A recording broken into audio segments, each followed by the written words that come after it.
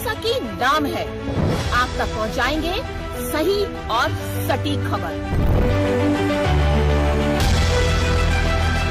जनता की सुननी है और सरकार को सुनानी है। ये है आई ऑफ ट्रुथ। एक और महानुभाव है, कांग्रेस के नेता भी हैं और तेलंगाना के सीएम भी हैं, रेवंता रेड्डी। ये भी अपनी विवादित बयानों के कारण बहुत ज्यादा चर्चाओं में रहते हैं। उनके बयान काफी वायरल होते हैं, काफी हंगामा होता है, लेकिन कुछ होता नहीं है। एक के बाद एक ये इस तरह की गंदी भाषा का प्रयोग करके बयान दे देते हैं और ये ऐसा हो रहा है लगातार, जैसा कि हम कह रहे हैं कि इन पर कोई कार्रवाई नहीं होती, ना जनता की तरफ से होती है, ना इनके अपने नेताओं की तरफ से होती है, ना कोई केस फाइल होता है। बस ये लोग बोलते रहते हैं। हाल ही में रेवंता रेड्डी जी कहते हैं कि हिंदुओं के 3 करोड़ देवी देवताएं होते हैं। इतने सारे क्यों होते हैं?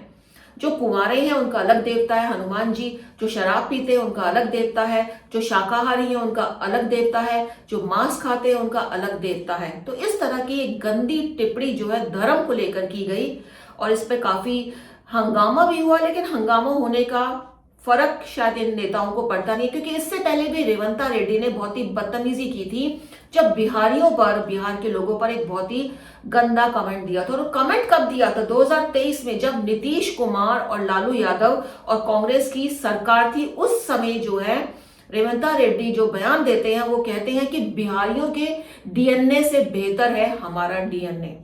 तो बिहारी जो है उनके अनुसार बिल्कुल नीची कास्ट है और हम जो है अपर कास्ट है, हमारा डीएनए बहुत ज्यादा बेहतर है। और चर्चा ये भी हुई थी कि इसके थोड़े दिन बाद ही नीतीश कुमार ने उनका साथ छोड़ दिया था, जनता दल का, कांग्रेस का। रही कई रीजन और होंगे, लेकिन इस तरह के जब कमेंट दल के अंदर के ही नेता देंगे तो जाहिर सी बात है कि पॉलिटिकली उसका नुकसान तो उठाना ही पड़ता है। और रेवंता रेड्डी बहुत मशहूर है अपनी गंदी भाषा के प्रयोग से, जो मर्यादा का ध्यान नहीं रखते। इससे पहले उन्होंने राहुल गांधी को लेकर यह भी कहा था कि राहुल गांधी की राजनीति में जो भी इंटरफेयर करेगा, जो भी करेगा, उसको हम सबक सिखा देंगे, हम मोदी की बाह मोड़ देंगे। उन्होंने ये तक कह दिया इतनी कि हम मोदी की बाह मोड़ देंगे अगर राहुल गांधी की राजनीति में किसी ने हस्तक्षेप किया उनकी विचारधारा को लेकर के।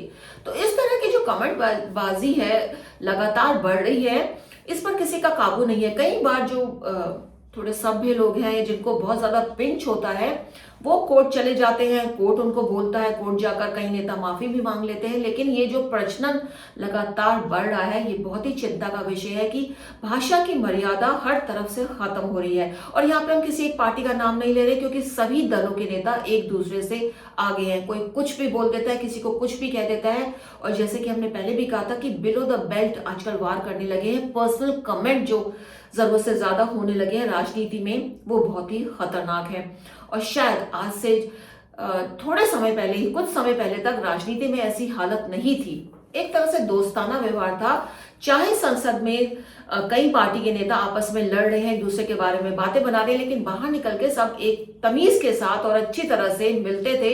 और संसद में भी भाषा की मर्यादा का ध्यान रखा जाता था। बाहर भी जब बयानबाजी होती थी तो भाषा का मर्यादा का ध्यान रखा जाता था। लेकिन पिछले कुछ समय से ये मर्यादा का जो एक कहते हैं ना, एक सीमा है, एक लक्ष्मण रेखा है, वो बिल्कुल खत्म हो गई है और इसमें कोई भी पार्टी के नेता पीछे नहीं है।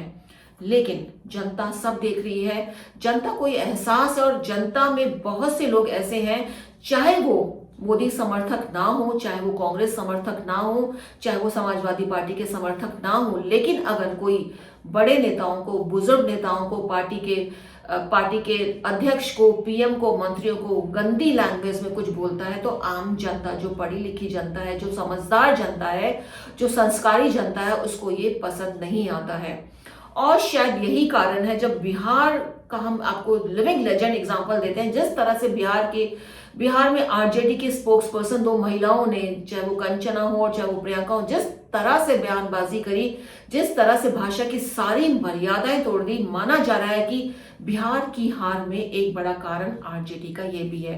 तो संभलना चाहिए नेताओं को। हो सकता है उनको लगता है कि कुछ नहीं होता है, ज्यादा हंगामा होगा, हम माफी मांग लेंगे, लेकिन जनता के दिलो दिमाग पर ये चीजें रहती हैं और वो इसका जो है अधिकार, जो अपना अधिकार है, जब वोट देने का अधिकार होता है, तब इस बात का जवाब वो नेताओं को देता है।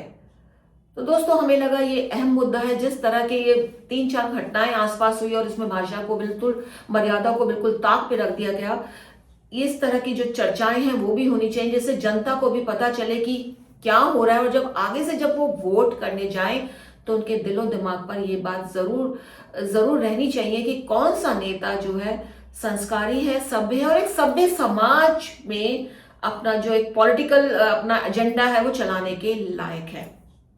उम्मीद है हमारा ये प्रोग्राम आपको पसंद आया होगा, और जैसा कि हम हर बार आपको बोलते हैं कि हमारे चैनल को सब्सक्राइब कीजिए। आगे आप कोशिश कीजिए कि आपके दोस्त हैं, आपके मित्र हैं, हमारे चैनल को सब्सक्राइब करें, हमें लाइक करें, और कोई भी सजेशन आप हमें देना चाहते हैं तो हमारे कमेंट बॉक्स में जरूर करें। देखते रहिए और बने रहिए आई ऑफ ट्रुथ के साथ, हमारे साथ। हमारे चैनल आई ऑफ ट्रुथ को सब्सक्राइब कीजिए यूट्यूब पर, इसे फॉलो कीजिए फेसबुक पर, इंस्टाग्राम पर, ट्विटर पर और कू पर। हमारे चैनल के बारे में फीडबैक देने के लिए हमें मेल कीजिए ioftruth.6@gmail.com पर।